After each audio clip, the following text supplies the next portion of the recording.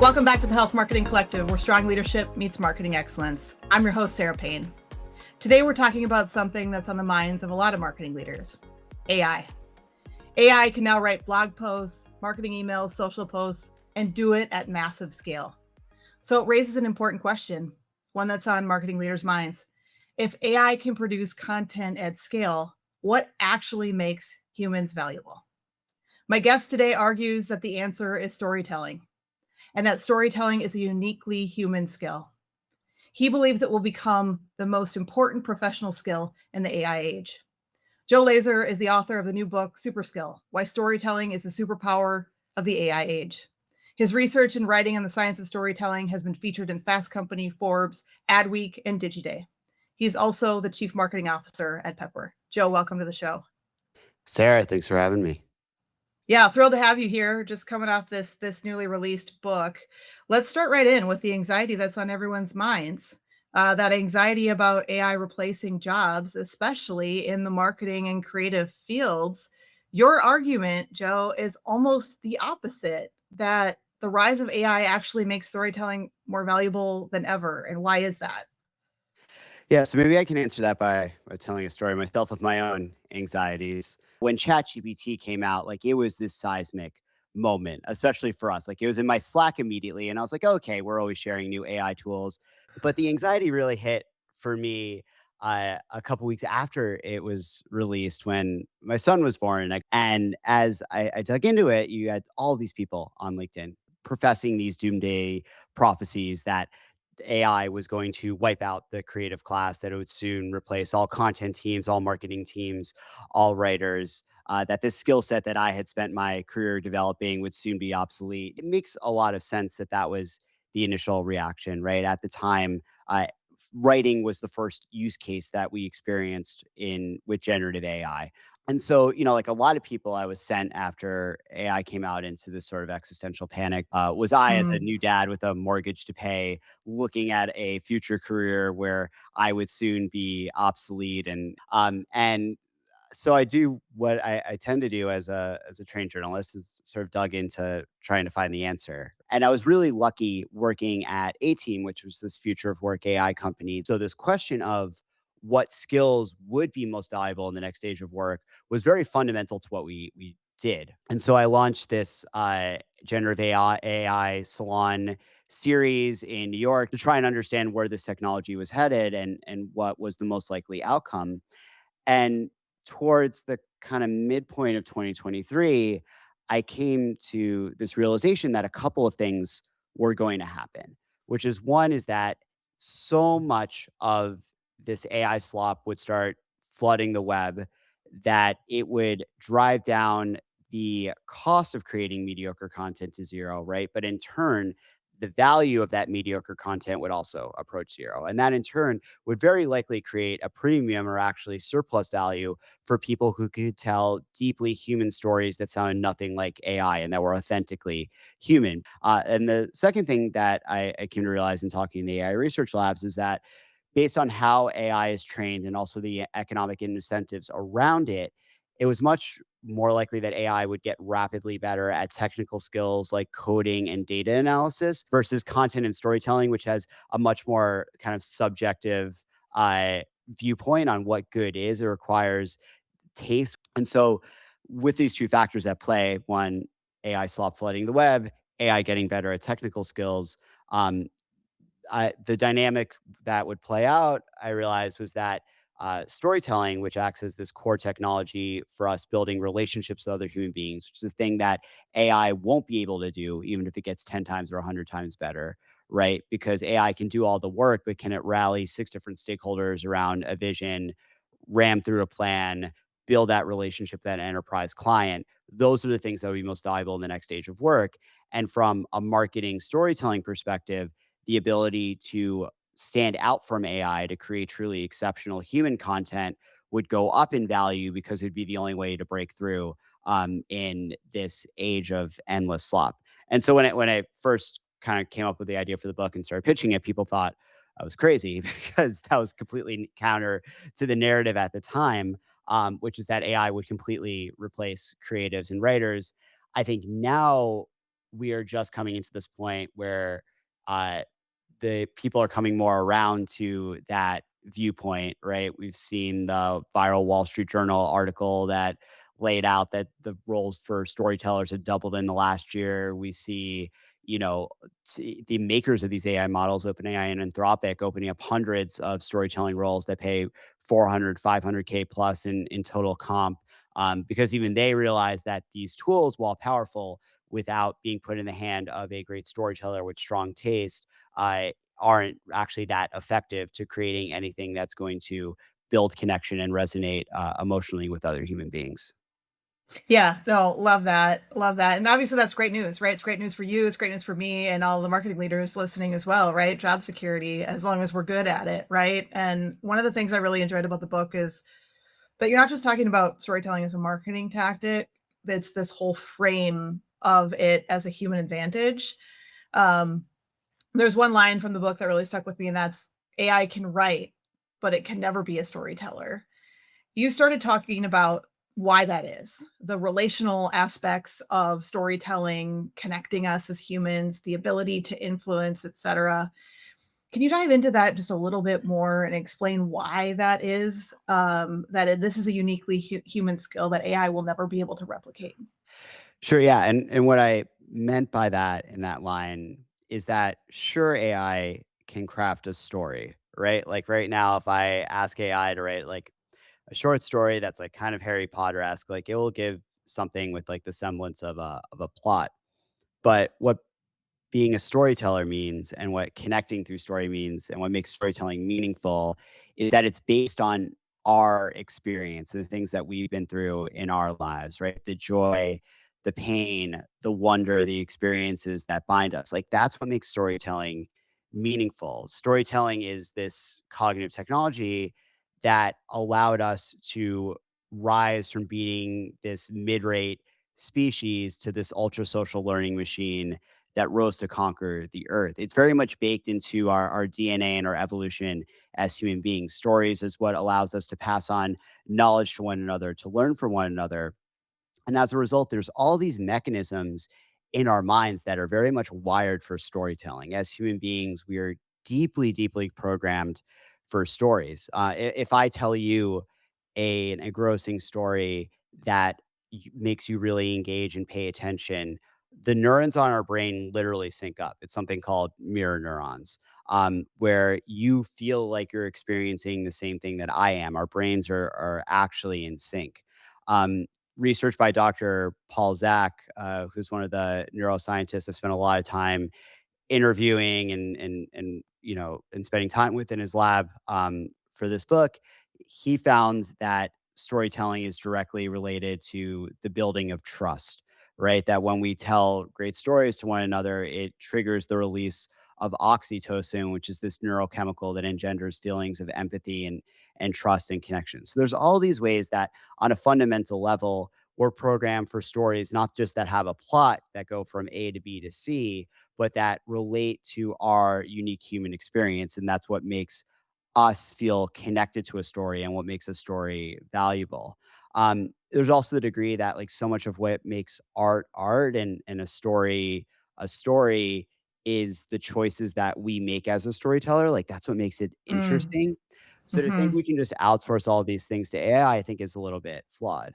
Like, do I think that there probably will end up being a market for some AI generated TV shows, right? Where it's just creating like a generic How I Met Your Mother type of spinoff? Like, sure, probably. You know, there's always a market for slop. But when we think about at work, like what matters when you're on the fly, when you're in that boardroom, when you're with your team, when you're with your boss, like what matters in that moment? So much more of work is building connections with other human beings. And I think we necessarily always want to admit, right? Like so much of business, like you read any business book, like the inside stories of HBO, right? Runs off of these CEOs basically sending each other like you up text late at night or when they're watching golf to get business deals done. Like we still operate as social creatures very much on this human to human connection level. And storytelling is that super skill that allows you to unlock all of those relationships that really matter at work. Yeah, I love that. You bring up neuroscience. There's so much research behind your thesis in this book. It's when people say that storytelling is powerful, it's not just a metaphor. To your point, it's actually biological, right? And that's really the brilliance of what you've pulled together in this book. As I was reading it, you brought up trust too. That's actually where I was going to go next. I kept thinking to myself that, this isn't just a shift. The shift isn't just storytelling. It's trust, right? In a world where AI can generate an endless stream of content, trust really becomes that scarce resource. And, you know, are stories the fastest way humans build trust? Is that what the argument you're making here in the book? It is, yeah, I mean, it is literally our gateway to trust. Like, the reason that we had to develop storytelling in a lot of ways from an evolutionary perspective is that, okay, we started out in let's go all the way to the beginning. Like, we started out in hunter-gatherer tribes.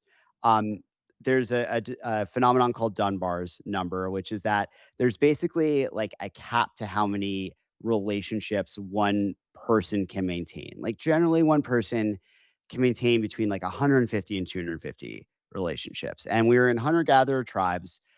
This tended to be the extent of, like, the larger social circle of our tribes, right? You would be in a smaller core tribe, tended to be between, like, 20 and 40, 20 and 50 people, but then you'd have these concentric circles of, like, other tribes that you trusted that you would meet up with and that you would trade information when we were wandering around and we were hunting and gathering.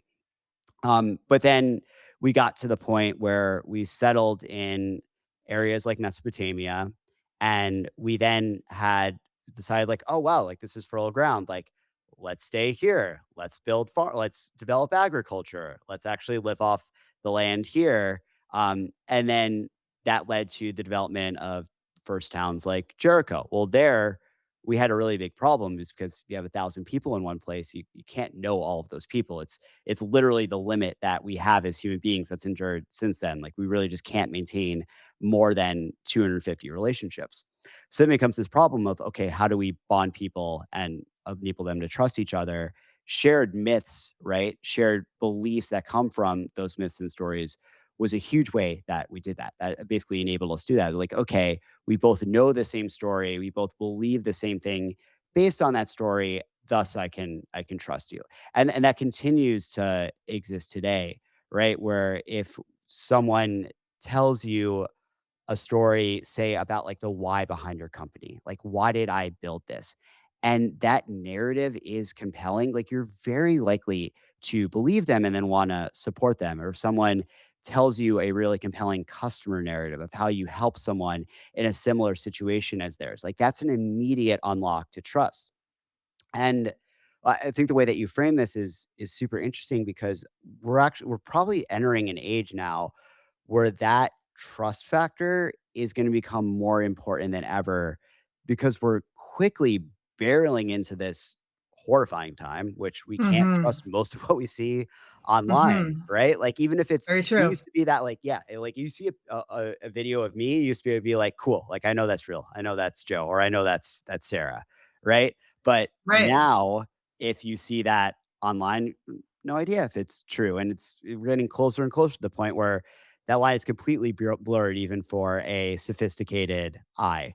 And as a result, knowing that person, knowing their story, trusting that they're not gonna put out weird AI generated slop on you. Also, like, just in person, like, human to human interactions, that's gonna become at so much more of a premium than before. Like, if there's, like, one, like, area of marketing I would buy stock in right now, it's, like, story driven, in person, like, Yeah. relationship driven events because so much of what we see online is going to be so hard for us to discern truth from fiction, reality from slop. I totally agree. I think we're going to see a hard pivot away from anything generated to the opposite of that is like just be real. Show me your flaws. I want authenticity. I don't want to filter. I want to be able to see in person, face to face, the actual pores on your face. You know what I mean? Like this is real, right? And so I do think that's great advice and a great prediction in terms of where we think things are going to be going. Um, In the book, you start off with this argument, right, for why storytelling is a superpower, and really talking about the shift towards the storytelling economy. And then you lay out within the book, you give people a powerful framework for how to do storytelling well. And I want to shift a little bit to the framework, of course, without giving everything away. Because there's so much goodness in the book, they need to get their hands on a copy. You have a line in the book that made me laugh. You say, because it's so true. You say that scrolling LinkedIn can sometimes feel like a dinner party from hell where everyone is bragging about their accomplishments. Um, what are people and brands getting wrong about storytelling when they do that? I'm glad you like that line. I think I finished it with it, "Then you wanna go to the bathroom and climb out the Yeah, window." there was more. There was definitely more to Yeah, I'm, like, it. trying to remember, like, what that line was, It's but getting like remember having fun scaling the writing wall it. without breaking your ankle Oh, or something yeah, like that, trying to get yeah, out of there. yeah, they try to jump out the bathroom window without breaking your leg, or something like that. We're having fun writing that. I'm at a point in book promotion where I'm just, like, deeply nostalgic for the summer when I was just spending every day holed I up bet. in my at my desk, writing the book, although promoting and doing stuff like this is super fun. Okay, so the LinkedIn example, right? Feels like a dinner Yeah. party from hell, and people are bragging about their accomplishments. Like, we all know that that's gross, but like, why do we still do it? And what are people getting wrong that we need to do? What do we need to do instead, right? What does the good version of that look like? Why is there this temptation to brag about accomplishments? What should we be doing instead? Yeah, I that's a great question. Like, why do people do what they do on LinkedIn is like it's a great existential question. Why is LinkedIn so terrible? Like, not all of it is terrible, but like, why do we see so many of these business parable broems out there?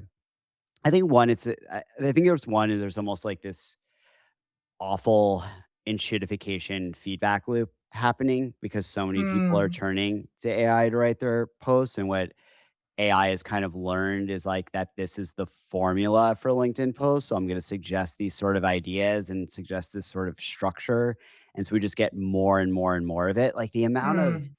the amount of like clearly AI written comments that I get on my posts are insane. Like I feel like it is half or 40%. So yeah, this question of why do people do this. I think it's a particular platform where on all social networks, like we do what the algorithms reward or think they reward. It creates this negative and shitification feedback loop. So you get more and more slop and crap. Um, but I think people are also like scared to be real a lot of the time and Yes. scared to be Yes. vulnerable. And I think that's a really hard hurdle to get off of.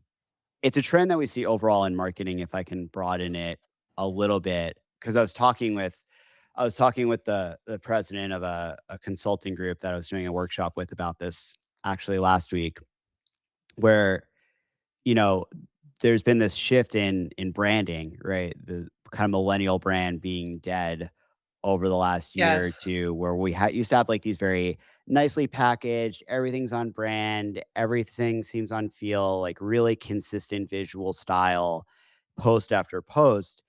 And now we've seen that that doesn't really work anymore. And what works is this real sense of authenticity and realness. Like there's a human being behind it. There's flaws, there's warts, as you said, like you see the pores on your face, which I think is a great metaphor for it. And what's driving that is that we are craving this connection to other human beings. It's why we've seen the substackification of media, where so many Yeah. journalists have left big media companies and then found great success independently because we're really drawn to follow not necessarily brands, but people, right? And we want to feel those people. We want to feel those people as real. But I think on LinkedIn, this professional platform, it becomes particularly hard for people to embrace that vulnerability. But what we learn is that vulnerability and vulnerable storytelling is actually the best way to build connections with other people. There's something that's called the vulnerability loop, right? Where if I tell you a vulnerable story about myself, most of the time you'll detect that I'm sharing that vulnerability and you'll have a natural instinct to reciprocate with a Mhm. vulnerable story or anecdote of your own, and then I receive that, and a greater bond of trust is built between us. So being Yes. real about like what you're feeling and who you are, what you're struggling with is just one of the best ways that you can build connections with another human being. And that applies to LinkedIn, right? It's something that I advise, folks that I consult to try, right? Like just talk about the struggles that you had starting this company or getting this job or just a moment in your life was hard. Like I almost guarantee you that's going to be the best performing post that you ever did, not just in terms of like likes and views, but like comments that are real, right? Or like real responses Yes. that people have to it. But also if you're managing someone, like so much of this, that I think goes outside of just what we post online. Like so much of where storytelling really shows up is with our colleagues, with our friends, with our teams, with your network. Like there's that cliche that your network is your net worth. But I actually think that's true. Like so much of being successful in your career is relationship based. And, like, when you get to the real shit, right? When you Yes. dig down and, like, you actually share what you have struggled with, like, that's where you build a connection. It's, like, if to go meta, like, it's why I started this interview by sharing a story of being terrified when ChatGPT came out because it was real and it was a real vulnerable moment for me. And it was the why behind why I wrote this book. It's why I like opened the book with a similar-ish story is because those moments of vulnerability are what matter to people. It's what allow us to build relationships with one another. So there's a multi-layered factors, right, to why people are the way they are on LinkedIn. But I think that fear of vulnerability, especially on a professional network, is a big reason why. Yeah, I agree with you. I think vulnerability pays off tremendously well. And I think that the more that brands and individuals can lean into that, they will prove that to be true. And to your point about relationships, that vulnerability actually is the moment when someone is going to offer you something that maybe you would never have asked for outright, right? Like when I realize that you're really struggling with something, Joe, I'm going to be like, how can I help?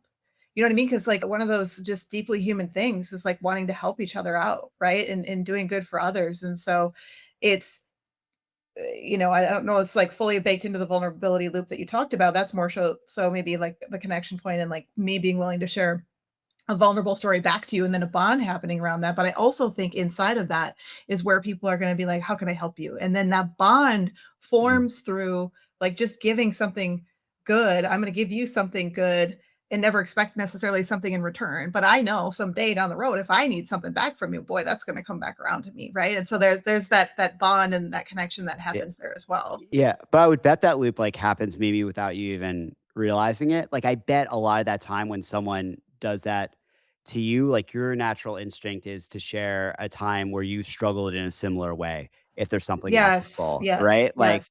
Totally. Like, anytime someone on my teams come to me and shares a vulnerability like that, like, I wanna dig in and find, like, okay, when was I 25 and struggling with something really, really similar, Yes. you know? Yeah. And that's something that's really natural for us, but it's something powerful that you can do. As a manager, I think one of the best things you can do is proactively share those stories, especially if you notice someone struggling with something instead of like, tell me why you're screwing up. Like that puts me on the defensive. But if I come in and say, like, hey, you know what, like yeah, there's this one time actually I was, in a similar role as you and like I was really struggling with this thing and tell that story. That usually is an invitation where they're again then going to share with what they're struggling with as well. So it's just one of those like very human things that we can do as managers. And I think that's like how we need to rethink what our jobs are so much more. Like your ability to fill out that spreadsheet correctly, right? Or update Salesforce or update, Right. whatever data management system you have in, like that's probably not really going to matter for very much longer. Like AI agents can already Totally do agree. that with a lot of accuracy. Um, but how can you be a human being? Like that's the question that you need to ask. Yeah, love it, love it. One thing I noticed reading the book is that many of the examples you cite from leadership examples, business examples, entrepreneur examples, which loved all of those stories. Um, what I noticed is the examples you cite often are individual voices of storytelling. The founders, the creatives, the executives like Steve Jobs and Sarah Blakely, not necessarily the institutions, right? It's about the individual storytellers behind those companies or those brands or those movements. Um, and there's a statistic in the book as well that reinforces that 70% of consumers say they feel more connected to a brand when the CEO creates content on social media, and posts from individuals convert 2.5 times better than company posts. So the question, Joe, is are we moving into a world where, and you talked about this a little bit earlier, where you're talking about sort of like, that old school branding is kind of dead. Are we moving into a world where authority is shifting from organizations to individuals? And if that's true, what does that mean for brands and marketing teams? How should they be thinking about this? I think we're already there. I think we've been there for years now. Yeah, people are drawn to individuals that they trust and represent the brand. Like the most successful companies today, they are epitomized by a figure that represents them. I'm not sure when this episode is going to come out, but like just look at what's happening with the OpenAI versus Anthropic Yeah. battle that's coming on right now. Like Yeah. OpenAI's brand right now is like very much being epitomized by Sam Altman, seeming kind of sneaky, coming in and, taking a deal to power terrifying killer robots for the Department of War and surveillance tech, whereas Anthropic is being personified by Dario, their CEO, who stood up and said no to using this technology in a dangerous and untested way and had Right. very simple red lines that really clearly to communicate from a narrative perspective, right? No killer robots, no terrifying surveillance state technology. Um, and that's what people associate with the brand and then have that transference of trust over. So we then see a 295% increase in uninstalls of ChatGPT. We see Claude, which was 6 months ago, 5% of the users of ChatGPT rocket up to number one in the app leader store. Like that's how we think about brands, is by these people that represent them. No journalist, no media figure, no podcast wants the voice of the brand or the perspective of the brand on their podcast or in their interview or news piece. We want the voice of the actual person that represents the brand. Like that's how we think about things. I think if most of your content strategy and your marketing strategy is built on this idea of like, oh, what's our company page post going to be? Like honestly, like who cares? You know how much Right. reach you're going to Right. get on that? Like nothing. No one's going to see it. Like you have 5 million followers and you're getting 2,000 impressions. Like that's just the truth. Yeah. All of our social algorithms are built on this idea of we want to show people more of what they want to see, more of what's going to keep them addicted on the app. And the thing that they've realized is that people want to see posts from other people. It's not a conspiracy just to get you to pay more advertising money. Like maybe that's 5% of it, but for the most part, it's that they've realized that what people want on these networks is posts from other people. So your founders, your team, your executive, that character inside your company that's going to be relatable to the target audience that you want to reach, that's who needs to be the voice of your brands. Like you need to not think about anymore in terms of a content team. You should be thinking about building a creator team. Everyone in your team needs to be a creator. Like I don't care if you're uncomfortable with it. Like that is Yeah. the world that we live in. And like the old staid brand post world is gone, and like it's just the reality of the world that we live in, and this is like a hard pill I think to swallow for a lot of founders and CEOs. If you're Yes. on a marketing team or a content team, there's one piece of advice that I would give you, which is just like frame it as an experiment, couple months, and then you just need that one post where your CEO or a key executive pops off a little bit on LinkedIn and gets a lot of love, and he gets that, or she gets that dopamine hit, Yeah. and then you're going to be good. Like then you're going to have Yes. buy-in for this program. Then it's going to be strategic. Like you just need to get them that first dopamine hit, and then you're set. Yeah. But you need to be making the switch, like no doubt. Totally agree. Totally agree. This is coming for a long time. Also agree that some brands have been risk averse around it because it's like, well, people leave, people go elsewhere, and then that investment we put into them as the storytelling, whatever, they got to get over it because this is the reality that we're living in. But we've also very as a counter to this point, and I think one of the reasons why again some people are are hesitant and risk averse. We've also seen moments where companies put executives in the spotlight and it doesn't go well. Case in point, McDonald's CEO video that went viral for the wrong reasons. So, But that you was know, kinda great for them though, well, wasn't it it? totally was great. And Like, there's this whole argument about even when whether it's it was bad, planned or not. But even I when it's guess bad, what it's good. You even when it's know? bad, it's good. No, all PR is good PR, even when it's bad PR, right? But I guess my thought process on this is like not every executive is naturally great on camera. They're not going to be naturally great storytellers that have the charisma and enigma of a Steve Jobs. And so it sort of raises the question of what should companies do, and is it like, do we start training our leaders to be better storytellers, or do we hire people who already are, right? Or find the people inside of the organization who are. And I just was curious sort of what's your thought process on that, Joe? I think it's all the above. One, I just think you should be training everyone at your company to be a better 100%. storyteller because it's a core skill, whether they're gonna be on camera or not, right? Like, this is how you make your presentations more engaging. It's how you win over the boardroom. It's how you become a better manager. Storytelling helps you develop empathy, improves critical thinking, adaptability skills. Like it is this super skill that powers all the soft skills that matter most in this next stage of work. So yeah, at the front, like that's just crucial. Um, I would say though that if you're going to choose of how you think about it, one is find the talent inside of your company and nurture it. I think you should be hiring for it. Like, I don't think you should be hiring anyone on your content or marketing team that's not really comfortable getting in front of a camera and doing video Yeah. anymore. Great point. Um, there is always talent inside the company. Like, find people who are willing who want to boost their brand. And then getting over that objection, because I think that's really important. The one that you brought up, right? This idea that, oh, we're these people are gonna leave, so we can't do it. Because I hear that Right. all the time, All the time. all the time. It's objection everyone needs to get past, right? So, the way that you need to frame it is, A, we're not just gonna rely on one person. You create a roster of creators and Yes. sellers around it. Yep.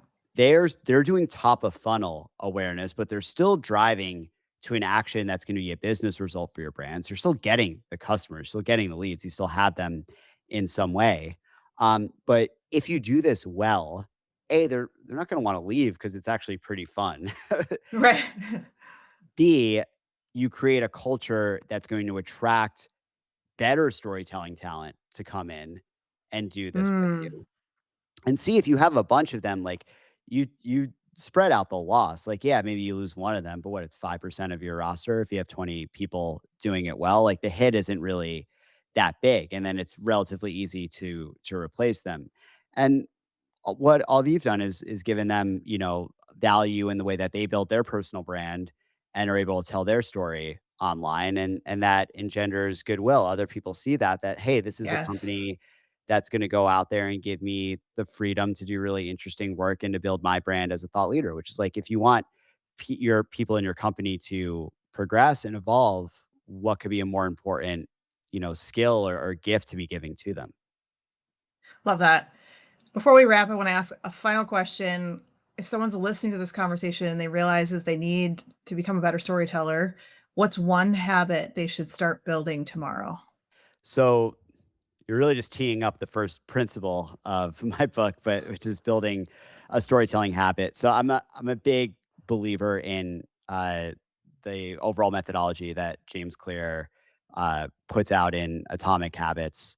Fantastic book. I feel like everyone on the planet has read it at this point. It's been impossible to knock him off the bestseller leaderboard for nonfiction business books for like a decade now, or since 2018, which is I think when that book came out.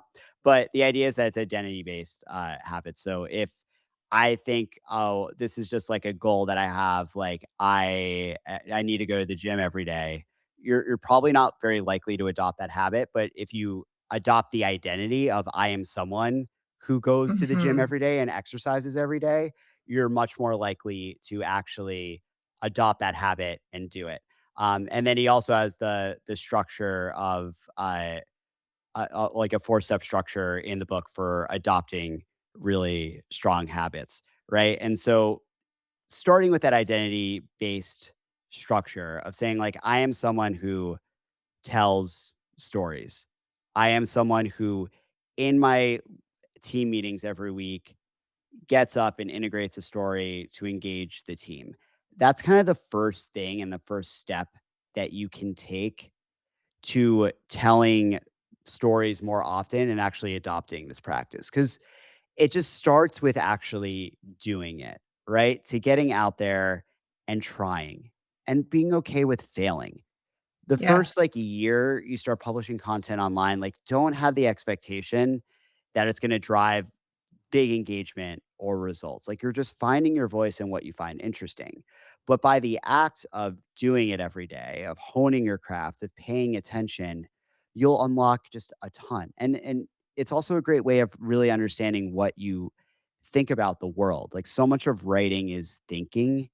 It's how we make sense of things. It's where we find the idea that we should be exploring and lose the idea that we shouldn't. And when we outsource all that to AI, we lose a lot of it. So it's not just about posting every day, but it's about Right. practicing the act of storytelling every single day in some small ways because you already do this. Like, that's like one thing I would love to end on is that right now, my son's 3 years old and he spends 97% of his waking life in Neverland. Like, the kid is never operating in reality. And it's not just because he's my kid, right? Or my wife's kid, who is a pretty successful actress before becoming a partner in Heidrick and Struggles. But it's because we're all like this, right? All of his friends are like this too. We're born storytellers. Like, we live in Neverland. We live in a world of make believe as children.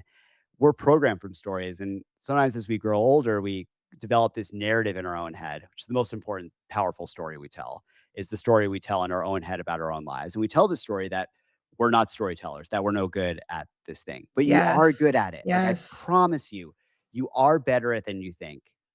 So if you just hone that craft, you practice it every day, if you pay attention to, I write about in the book on the elements of storytelling that really matter, that neuroscience proves makes your brain light up. If you just pay attention to the shapes of different stories that you really love in your life, if you notice that gap between where you are and where the stories you love are, that gap will get smaller and smaller and smaller over time, right?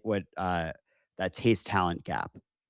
And so as you start to close that, it is just, like, the most rewarding thing that you can do outside of work even. Like, the Harvard just finished their 85-year-old, longevity happiness study. They found that the key to a happy life is stronger relationships, and storytelling is that thing that gives us that gift. Yes. Um, I don't think I'm saying anything, like, revolutionary here. I think it's something that we all know deep down if we pay attention to our life, if we do, like, just a little bit of noticing about it. But once you do, like, man, like, storytelling is this gift, and once you see the power of it, you can't unsee it, and it changes the lens through which you see the world. Yeah. So, Beautiful. if you That's a great can, place. like, give it a Yeah. shot. Love that. Great advice. It's a great place to end the conversation. It's been such a fascinating and a fun conversation. I really enjoyed the book. This idea that storytelling will become more valuable in the age of AI is something marketing and brand leaders should really be paying attention to. If you'd like to dive deeper into these ideas, I encourage you to check out Joe's book, Super Skill: Why Storytelling is the Superpower of the AI Age. You can also learn more at joelazer.com. Joe, thanks so much for joining us today. Sarah, thank you. This is fantastic. Loved it. And thanks to all of you for listening. Be sure to subscribe to the Health Marketing Collective so you don't miss future conversations that sit at the intersection of strong leadership and marketing excellence, because the future of healthcare depends on it. We'll see you next time.